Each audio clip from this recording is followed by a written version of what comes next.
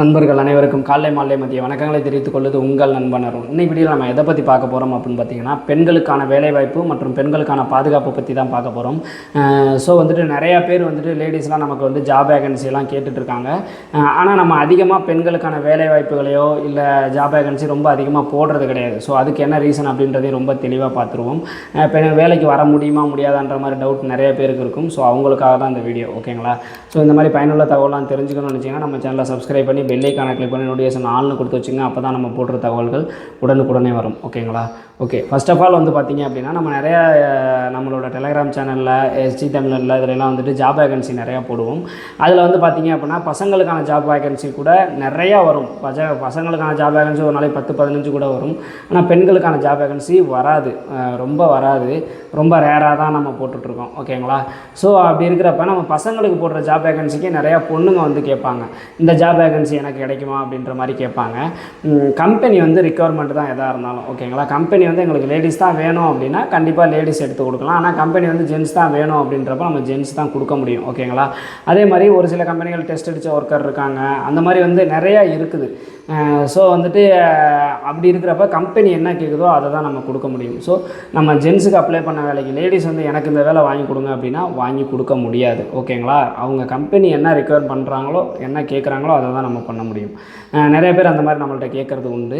அடுத்தது பார்த்திங்கன்னா, ஏன் லேடிஸுக்கு அதிகமான ஜாப் வேகன்சி வர்றதில்லை அப்படின்ற மாதிரி கேட்குறாங்க. வருது, ஆனால் ரொம்ப ரேராக இருக்குதுன்னு வச்சுக்கோங்களேன். ஏன்னு கேட்டால், இப்போ சிங்கப்பூர் இருக்குதுன்னு வச்சுக்கோங்களேன். சிங்கப்பூரில் பார்த்தீங்க அப்படின்னா, அதாவது சிங்கப்பூரர்களால் பார்க்க முடியாத ரொம்ப கடினமான ஹார்ட் ஒர்க்கை தான் ஃபாரினர்ஸ்க்கு கொடுப்பாங்க. ஃபஸ்ட்டு வேலைவாய்ப்பில் ஃபஸ்ட்டு ப்ரிஃபரன்ஸு சிங்கப்பூரர்களுக்கு தான், ஓகேங்களா? சிங்கப்பூர் சிட்டிசனு, அங்கே இருக்க பிஆர் அவங்களுக்கு தான். ஸோ அவங்க பார்த்தீங்க அப்படின்னா, இங்கே நம்ம பொண்ணுங்க பார்க்குற எல்லா வேலையுமே, அதாவது லேடிஸ் ஜாப் எல்லாமே அவங்க பார்க்குறதுக்கான வாய்ப்புகள் ரொம்ப அதிகமாக இருக்குது. ஏன்னா லேடிஸ் ஜாப் வேகன்சி அப்படின்னு பார்த்தீங்கன்னா அக்கௌண்ட்டு, இந்த மாதிரி சூப்பர் மார்க்கெட்டு, மினி மார்ட்டு, இது எல்லாமே அவங்களே பார்க்குறதுக்கான வாய்ப்புகள் அதிகமாக இருக்கிறதுனால லேடிஸுக்கான வேலை வாய்ப்புகள் கொஞ்சம் கம்மியாக தான் இருக்குது, ஓகேங்களா? அடுத்தது என்ன அப்படின்னு பார்த்தீங்கன்னா, லேடிஸுன்றதை எடுக்கிறப்ப பார்த்தீங்க அப்படின்னா என்னென்ன பர்மிட்டில் மோஸ்ட்லி எடுக்க முடியும் அப்படின்னு கேட்டிங்கன்னா, ஹவுஸ்மேட் பர்மிட், அதாவது வீட்டு வேலைக்கு எடுக்கலாம். S pass, E pass, NTS permit, இந்த மாதிரி தான் எடுக்க முடியும், ஓகேங்களா? ஒரு டெஸ்ட் அடிச்சுட்டு போகிறதுக்கு லேடிஸுக்கு டெஸ்ட் அடிக்கிறதுக்கு ஒரு இது கிடையாது, அந்த மாதிரி ஒரு ஆப்ஷன்ஸ் கிடையாது. அந்த மாதிரி ஹார்ட் ஒர்க் பார்க்குற ஆப்ஷன்ஸும் லேடிஸால் இங்கே இருக்க லேடிஸாலையும் பார்க்க முடியாதுல்ல. ஸோ இதுவும் உங்களுக்கு லேடிஸுக்கு வேலை கம்மியாக கிடைக்கிறதுக்கான வாய்ப்புகள் இதுவும் ஒரு காரணம், ஓகேங்களா? ஸோ நம்ம ஹார்ட் ஒர்க் பார்க்குறதுக்கு பசங்க தான் தேவை. ஸோ பசங்களை எடுத்துக்கிறாங்க. அடுத்தது பார்த்தீங்க அப்படின்னா இந்த லேடிஸ் இங்கே நம்ம ஃபாரினில் நம்ம இந்தியாவில் இருக்க லேடிஸ் பார்க்குற வேலையை அங்கே சிங்கப்பூரர்களே மோஸ்ட்லி பார்த்துக்கிறாங்க. ஸோ அதனாலையும் கொஞ்சம் வாய்ப்புகள் குறைவாக தான் இருக்குது. அடுத்தது என்ன அப்படின்னு பார்த்தீங்கன்னா, இப்போ கோட்டா இஷ்யூ நிறையா வந்துருச்சு. இப்போ லேடிஸ் இப்போ பசங்களை எடுக்கிறோம் அப்படின்னா சிப்யார்ட் பர்மிட்டு, பிசிஎம் பர்மிட்டெல்லாம் இருக்குல்ல, அது மாதிரி இல்லாமல் லேடிஸை நம்ம எடுக்கணும் அப்படின்னா ஒன்று எஸ் பாஸ், இ பாஸ், இல்லைனா டிஇபி பாஸ், இந்த மாதிரி ஏதாவது ஒரு பாஸில் தான் எடுக்க முடியும். இப்போதைக்கு பார்த்தீங்க அப்படின்னா எஸ் பாஸ், இ பாஸ் எல்லாம் கோட்டா பிரச்சனை ரொம்ப அதிகமாக இருக்குது. கோட்டானா என்ன, அதோட இஷ்யூஸ் என்னங்கிறத நம்ம ஆல்ரெடி நிறையா வீடியோஸாக போட்டிருக்கோம். ஸோ ஆல்ரெடி எஸ் பாஸில் இருக்கவங்களையே ஒன்று கட் பண்ணி இந்தியாவுக்கு அனுப்புகிறாங்க, அப்படி இல்லைனா அவங்கள ஒர்க் பர்மிட்டாக மாற்றிக்கிட்டு இருக்காங்க.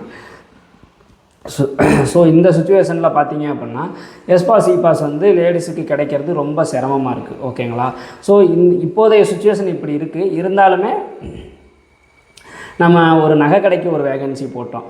அதுக்கு நிறையா டாக்குமெண்ட்ஸ்லாம் வந்துச்சு. அதில் பார்த்தீங்க அப்படின்னா அதுக்கு ரிக்குவயர்மெண்ட்டு நிறையா கேட்குறாங்க. அந்த ரிக்குவயர்மெண்ட்டு நமக்கு அனுப்புகிற டாக்குமெண்ட்ஸில் ரொம்ப ரேராக தான் இருக்குது. இந்த மாதிரி ஒரு உதாரணத்துக்கு சொல்கிறேனே, ஒரு ஜாப் லேடிஸுக்கு வருது அப்படின்னா அதுக்கு 1000 பேர் காம்படிஷனுக்கு நிற்கிறாங்க. அப்படின்றப்ப வேலை கிடைக்கிறது ரொம்ப சிரமமாக இருக்குது.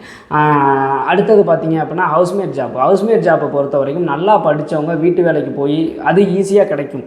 ஏன்னா ஹவுஸ்மேட் ஜாப் அப்படின்றது பார்த்தீங்கன்னா, இப்போ ஒருத்தவங்க வீட்டு வேலைக்குன்னு எடுக்கிறாங்களா, நீங்கள் அவங்க வீட்டிலே தங்கி அங்கேயே ஃபுல்லாக வேலை பார்க்குற மாதிரி இருக்கும். சமைக்கிறதுலேருந்து எல்லா வேலையுமே பார்க்கணும்.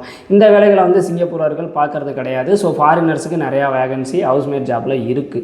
அதில் என்ன ப்ராப்ளம் அப்படின்னு கேட்டிங்கன்னா, இப்போ இருக்க பொண்ணுங்கள்லாம் பார்த்திங்கன்னா ரொம்ப அதிகமாகவே படிச்சிருக்கிறதுனால அவங்களால வீட்டு வேலை பார்க்குறது வீட்டிலே நம்ம ஊரில் இருக்க வீட்டிலே நீங்கள் வேலை பார்க்க மாட்டீங்க, நம்பர் 1.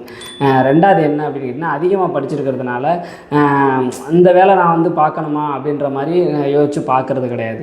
அடுத்தது முக்கியமானது 3வது என்ன அப்படின்னு கேட்டிங்கன்னா சம்பளத்தை பொறுத்த வரைக்கும் பார்த்தீங்கன்னா ஹவுஸ்மேட் ஜாப் அப்படின்னா கிட்டத்தட்ட எஸ்பாஸில் 3ல் 1 பங்கு 4ல் 1 பங்கு தான் வந்துட்டு சம்பளமாக கிடைக்கும். 400லேருந்து அப்படி 400லேருந்து $500 20லேருந்து 30,000க்குள்ளே தான் உங்களால் வீட்டுக்கு அனுப்ப முடியும். இந்திய ரூபாய்க்கு கணக்கு பண்ணோம் அப்படின்னா 20,000லேருந்து 30,000க்குள்ளே தான் உங்களால் வீட்டுக்கு அனுப்ப முடியும். அப்படின்றப்ப ஹவுஸ்மேட் ஜாப்பை வந்து யாரும் பெருசாக விரும்புறது கிடையாது. எல்லாருமே எப்படின்னா எஸ்பாஸ், e pass, super market, mini mart, இந்த ஃபுட் பேக்கிங்கு, இல்லைனா இந்த மாதிரி இதில் என்டிஎஸ் பர்மிட்டு, எஸ்பாஸ், இ பாஸ்ன்னு எல்லாருமே அந்த மாதிரி கேட்குறதுனால அந்த மாதிரி ஜாப் வந்து வேலைவாய்ப்புகள் பெண்களுக்கு அதிகமாக கிடைக்கிறது கிடையாது. ஓகேங்களா? ஸோ இதுதான் முக்கியமான ரீசன் கேர்ள்ஸுக்கு அதிகமான வேலைவாய்ப்பு கிடைக்காததுக்கு காரணம். ஓகேங்களா?